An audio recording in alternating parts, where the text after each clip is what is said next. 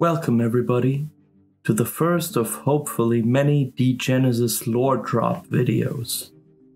In this video, I will focus on one significant part of the Degenesis metaplot. This video is separated into 3 parts. Part 1 will contain light spoilers every player should be allowed to know when playing a game of Degenesis that focuses on today's topic. Part 2 will contain medium spoilers only DMs should probably be aware of. In Part 3, we will dive deep into heavy spoiler territory, connecting the dots laid out in all Degenesis books published so far. I hope you will enjoy my video. Like, comment, and subscribe for more.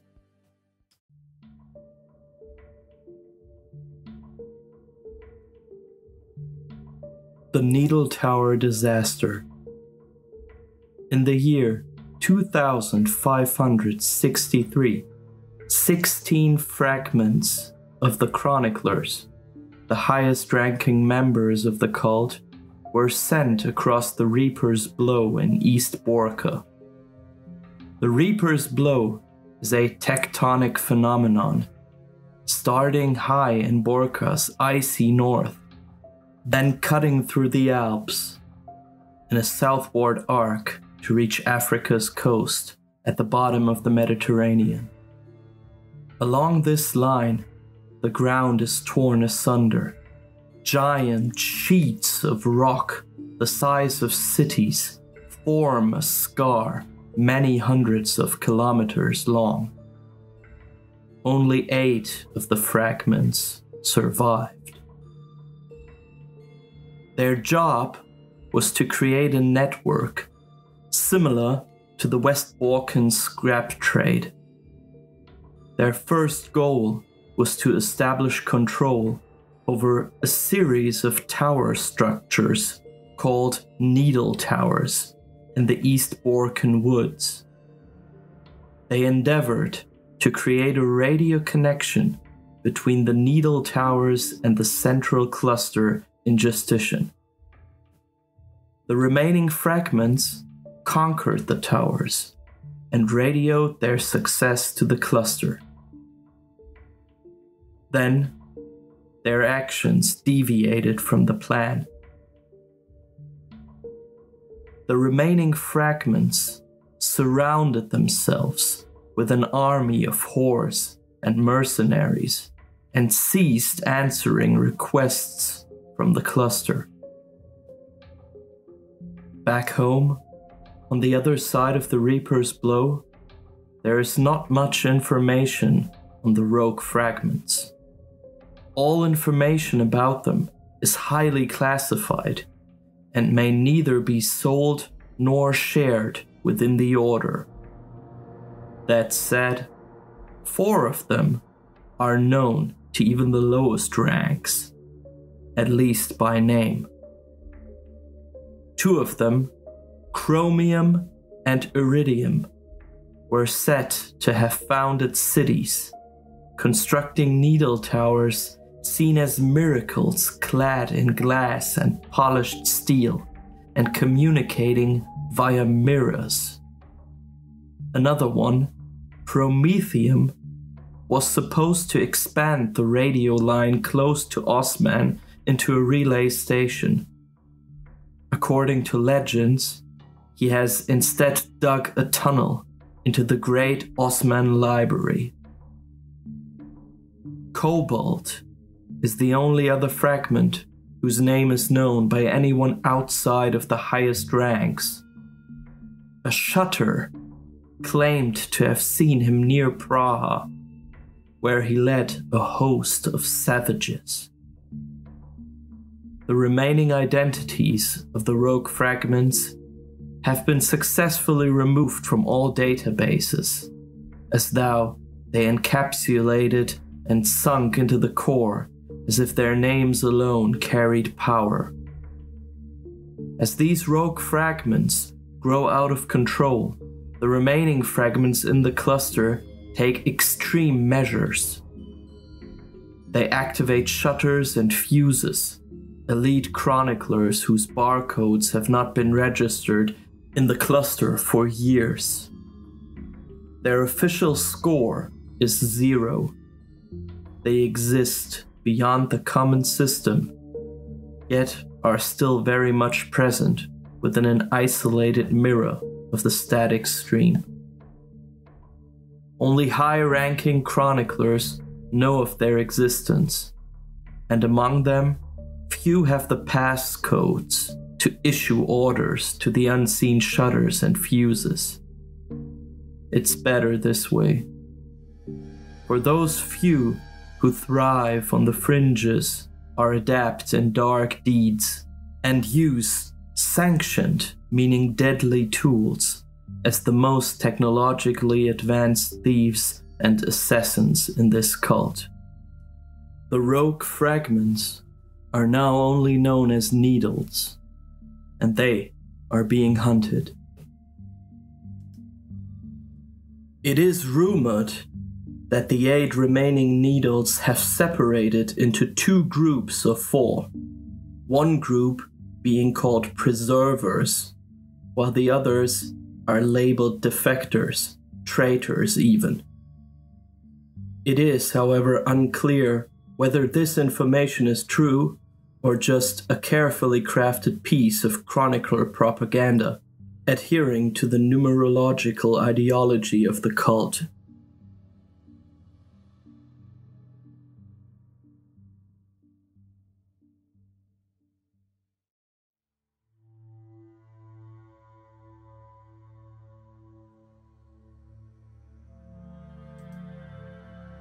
The Storskis are a clan located in East Borca.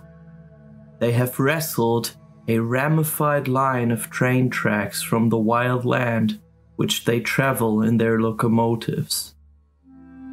These locomotives are giant iron snakes with steel shutters over their windows and wheels, with battlements secured by chains, some of which are equipped with coal catapults or steam throwers.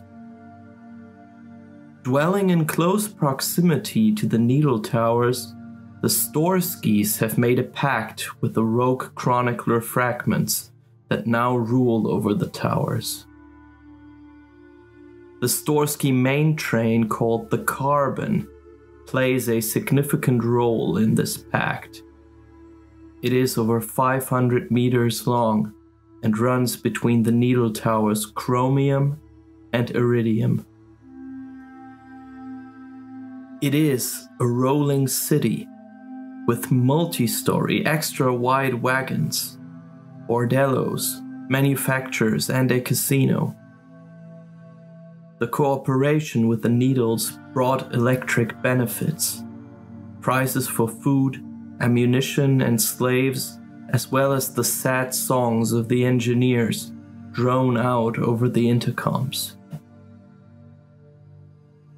Chromium and Iridium have stopped communicating only via mirrors.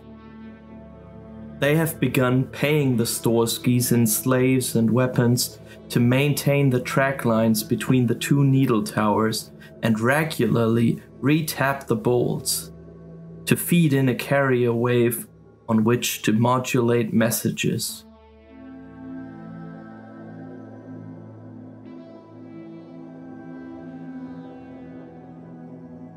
The Needles are in search of an artifact called Jehamed's Will, consisting of 3 components: a disc, a star, and a spear. The chronicler Ampere, who has studied the events of the Needle Tower disaster, is afraid that Jehamed's Will has the power to locate the last server, suspected to be located on the moon and containing all of humanity's lost knowledge. Should the Needles get their hands on the artifact, the renegade chroniclers would be able to uplink to the last server and reboot the stream. The Needle Towers could function as the uplink.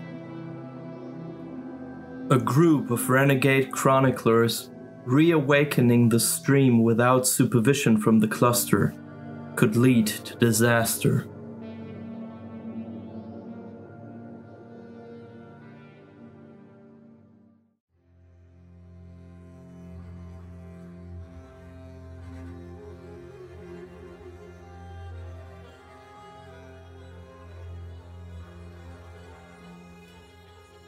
The fragment Impulse, who is still a powerful member of the Chroniclers in Justitian, was one of the masterminds behind the Needle Tower operation before it turned into a disaster. The Chroniclers knew that the Bygones had hidden the last server on the moon, and they had located the Needle Towers in East Borca, the cluster's only opportunity to ping the last server. This was the true goal of the Needle Tower operation. A power struggle among the fragments resulted from the question of how to go about the task of restarting the stream. Impulse ensured the other fragments that all disputes could be settled, all decisions could be made after the cluster had taken control of the Needle Towers. And so the 16 fragments were sent across the Reaper's Blow, while Impulse stayed in Justitian. Impulse had forged a secret pact with Galeabad Reuben Abraham, the Jehammedan ruler of Osman, to destroy his rivals as soon as they stepped foot on East Borcan soil. He betrayed the rival fragments sent over the Reaper's Blow. The fragments were attacked by Abraham's fighters, and only a handful survived. It is unclear which of the Needles died during the attack, but it seems that either only 4 or 8 of them remained. The Needles knew that Impulse was the one who betrayed them and swore to take revenge against him and the cluster by creating an uplink to the last server by themselves. Impulse knows of their plan and tries everything in his power to stop them. He has obtained an object called the Fjolger from a scrapper named Xander, who found the object in the ruins of Exalt, which the Needles need for their goal. Impulse tried to hide the Fjolger by giving it to the leader of the Apocalyptics, the Mother of Ravens, but she refused. He is still in possession of the Fjolger, which leads the Needles directly towards him. But Impulse bears another terrible secret. The marauder Triglaw has installed a device into Impulse's larynx, monitoring his every word. Triglaw is aware of the Needles' plan and knows the terrible consequences a restart of the last server would lead to. Impulse is Triglaw's tool for stopping the Needles.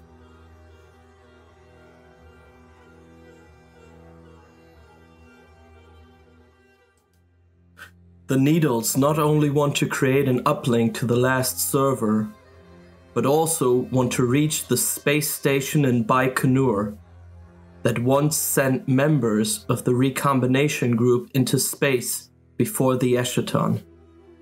Apparently, they want to follow the Prophet Jehammed to the stars. They need 3 items for their plan to work. The Tricyclion, a paler sun disk that will allow them access to the station in Baikonur. The Fjolger, a small atomic reactor the size of a palm, which they want to use to power the Storsky's main train, the carbon, through the spore wall that blocks the way to Baikonur.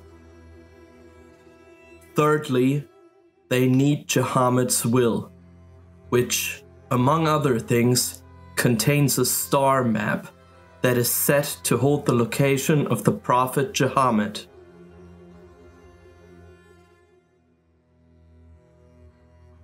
The plan of the Needles is nearing its completion. The Tricyclion is in their hands after they stole it from the pious of Wrocław, a sleeper prophet who rose to power in Poland. The Storsky's main train, the Carbon, is fully equipped. At the behest of their 8 masters, the Storskys have spent the past 20 years constructing the train and repairing the tracks that lead through the dense forests of eastern Borka. Along these tracks, the 4 needle towers extend into the sky. The towers chromium, iridium, bismuth, and promethium all wait to be powered, so they can fulfill their function as uplinks to the last server.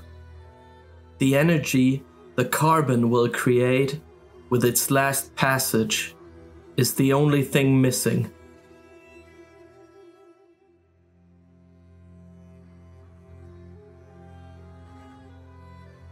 The needle Corium has entered Justitian in search of the Fjolger. His story functions as one of the main plot lines of the Justitian books. From the chronicler's scaler Nullify, a loose cannon of the cult with unknown allegiances, he learned that the Fjolger is in Impulse's possession, and with the help of a rogue chronicler named Membrane, he tries to get his hands on the device. Corium has forged an alliance with the paler demagogue Vesna, who commands a horde of palers that stalk the underground of Justitian.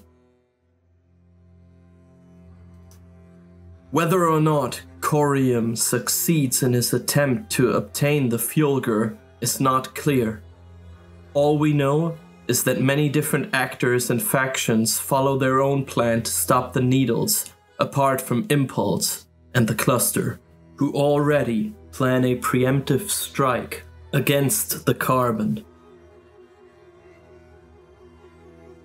In search of the Tricyclion, Ruka, a paler hierarch, has infiltrated the Carbon and hid aboard the massive train. From his safe nook in one of the supply wagons, he radios information about the Carbon's structure and configuration to his demagogue, Nakit. The Pious monitors the machinations of the Needles from his hideout in Wrocław. He uses every trick in the book to stop the Carbon from crossing through his domain, and has made a pact with the Neo-Libyan raider Faiz, whose scourgers are ready to attack the train. There is also a secret plan from the Cluster to detonate the Tower Iridium, which is protected by the apocalyptics of the Ghost Feather flock. Their Raven was promised that she'd be taken along on the journey to Baikonur, where she expects her own prophecy to be revealed, as foretold by the tarot. Many questions remain unanswered still. For example, who are the remaining Needles? We know of chromium, iridium, promethium, cobalt, corium, and eject, who is only named once in a short paragraph in the chronicler section. Corium is alive and in Justitian, but what about the others? Is bismuth another needle, or just the name of a needle tower? And if bismuth is a needle, who is the last of the 8? And what is Nullify's deal? Does he support the needle's endgame? Or is he a loose cannon, going his own way? Hopefully some of these questions will be answered in the future. If so, you'll hear it in the Degenesis Discord first, which I can strongly recommend. But you will hear it here second, I promise. Or do you know already? Have I made some horrible mistakes? Do comment below and also tell me what topic you would like to hear more about in my next video. Go to Degenesis.com where you can get all the Degenesis books for free, and do give the podcast Echoes of Eschaton a listen. It provides a great insight into the world of Degenesis. You'll find the links below, and now have a great one.